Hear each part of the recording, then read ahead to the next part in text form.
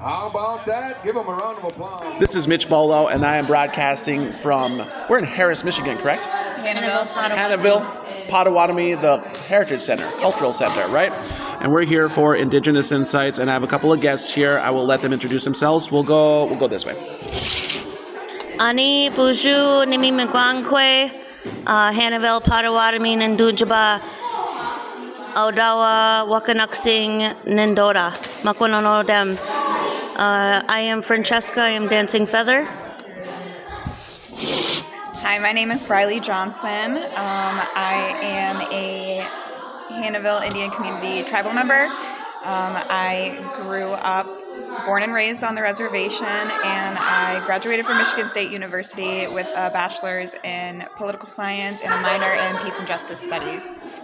Okay, so we are here for the We the People screening, the importance of Native voting. The elections are coming up, and first of all, what are your initial reactions? What do you think of the event? What did you take away from it? My takeaway was I learned that I was one of a million Native Americans, Anishinabes, to not be voting. And the reason why I didn't take an interest in anything government is because of my resentment towards the government, with my grandma being in boarding school, having been born and raised on the Hannahville Potawatomi reservation, and growing up with all the racisms and how we were all shut out and everything was taken from us, our language, just so many things, you know, and just treated like we were nothing. And so when it came to the government, I just looked at it more as like a Chamukaman way. And so I just didn't have any interest. And today I learned that we can stand up and we can have a voice and show who we are and fight for our treaty rights. I had no idea the connection with the government. We could do that. I did and was involved in standing up for our Great Lakes water, joining the water festivals and the pipelines, being on the front lines, doing water ceremonies and all these things.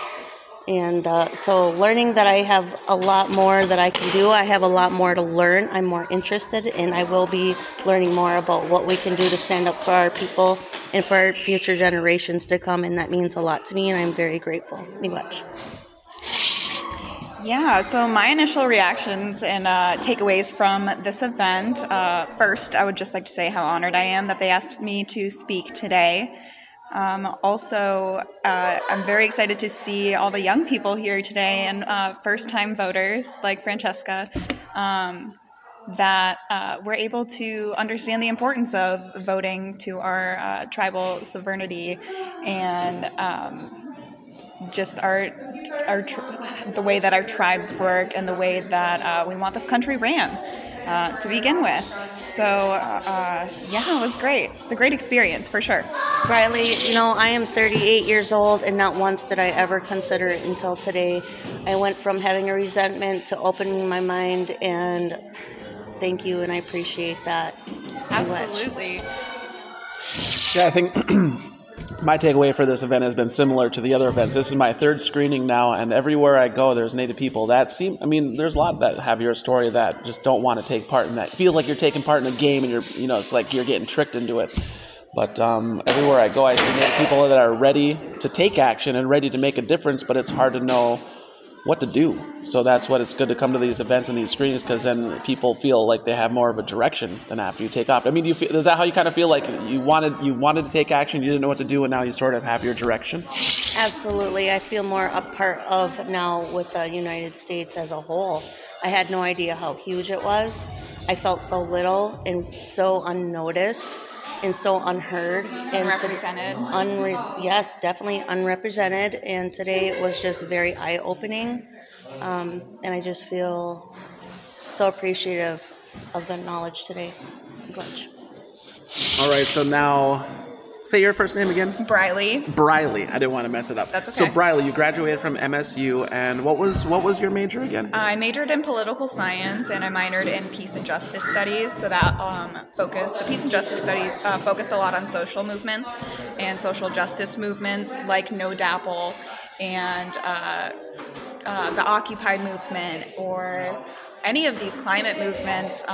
We focused a lot on that, and that really encouraged me to get out and use my voice, because it's important, especially for us marginalized people. We don't have much representation in the U.S. government, and that's why I'm doing what I do today. So one of the questions that we were prompted with at the We the People event was, where can people learn? Where can people find out about these politicians and stuff? Sometimes people don't have a trust of the media. Even like me, I'm in the media, and I'm like, be careful of the media. But where, as you know, as a recently graduated student who is in the know, where's a good place for people to learn about, what's going on in the elections, the candidates and the issues, the bills? Where do people go to learn about this stuff? You can look up the Michigan legislature. You can see our bills that are working to be passed in both the House and the Senate. Those are all public knowledge.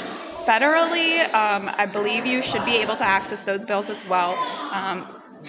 Regarding the media, there's a lot of discrepancies with these right and left wing media sources that can both be untrustful from both sides. So you really have to be careful with that. Mitch and I had talked about going straight to the legislature itself, reading those bills, seeing what's happening, reading the fine print to ensure that you know what you're voting for. That's a very big thing. And utilize your cell phones and your computers because you can access all of this information. Publicly, yes. That's huge.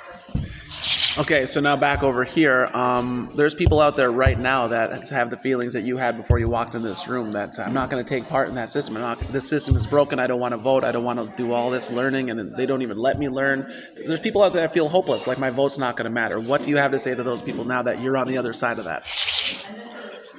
So the ones that are registered, so Brylea is my cousin. She is the first person I know to be working, towards her political science with the government, and I didn't have an understanding of what she was doing. And the more that I met with Brylea and she explained what she was doing, and she showed me her Ogechidakwe spirit.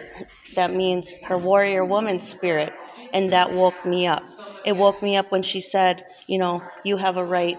These are our rights, and we don't even know that. We were not taught this. And here I am, working in Lansing, Michigan, and I'm finding out what everything is all about, what we can do to fight back and stand up for our things and have say, and just maybe even create new things for our communities, for our kids, and be that voice.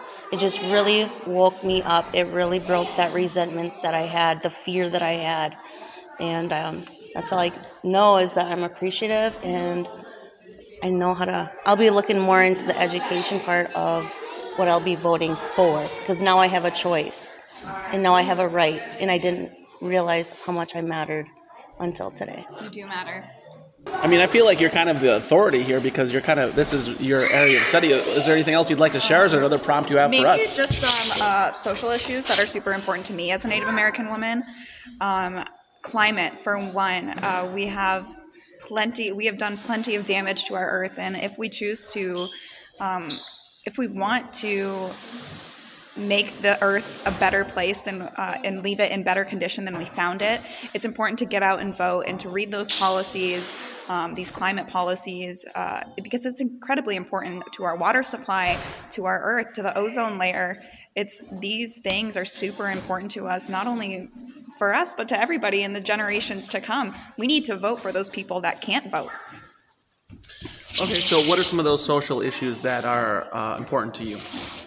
Well, I know one thing in our Anishinabe and our cultures, we're all about, Mother Earth, Father Sky, our grandfather stones, and preserving our Mother Earth as a whole. And, we respect water. Water is so huge to us. We believe that, water is sacred. It's a spirit. Everything in all of creation with the earth is a spirit. Even little tiny butterflies, they have a spirit, and we cherish that and we treasure that and we protect all of those things. And we teach our kids to do the same. Yeah, I would agree with the land and the resources. I really like. I can't remember, was it in Michigan where the wild rice is given rights? Wild rice is given certain rights or something because it's a protected plant. Absolutely. So I like to see those kind of policies and whatnot going through where, because now that it's recognized for that right, that means Michigan itself has to allocate resources to protect wild rice in certain areas. I think another thing I'd like to see, and I mentioned it during our panel for We the People, is education. They attacked the children. They took the language, the assimilation, the snatching of the kids. So that's what I'd like to see in the future is more education. I mean, they need to teach proper histories. They need to teach about the treaties. They need to teach about actually the whole layout of the country. Because that's what I was kind of talking about earlier, is that half our state names are native names, so that the other half had to have native names too, and that stuff's all sort of hidden. Let's see here. Any last words to the listeners before we sign off here? Yes, I do have one more thing. I agree completely, Mitch, with the idea that we do need more education on Native histories, because I went to a predominantly white high school, and even my culture there, while there was still 5 or 6 of us Indigenous folk in my graduating class, we were not, the history lessons taught were extremely whitewashed, and they don't even touch on half of the brutalities that occurred during this time. It's incredibly important because we need to learn history so we don't repeat history. Yes. End of story. Just any last words before we sign off? Well, I agree with the education. I too grew up, so, with the Chimukman way, the Western way of thinking, and it was forced upon us. And one thing that I know to be true is that it destroyed our people's spirit. We were affected by, alcohol and drugs and all of those things. And so there's still some people out there lost.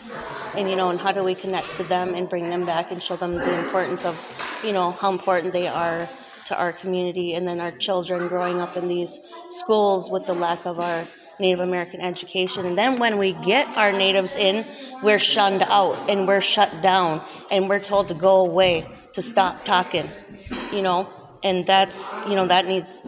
We're done. We're done. We're done. We're ready to be heard. We are ready to make our voices heard. We are ready to be empowered and to empower other Native voters. So get out and vote. You can check your registration at vote.org. Yeah. We've always been here, and we're not going anywhere.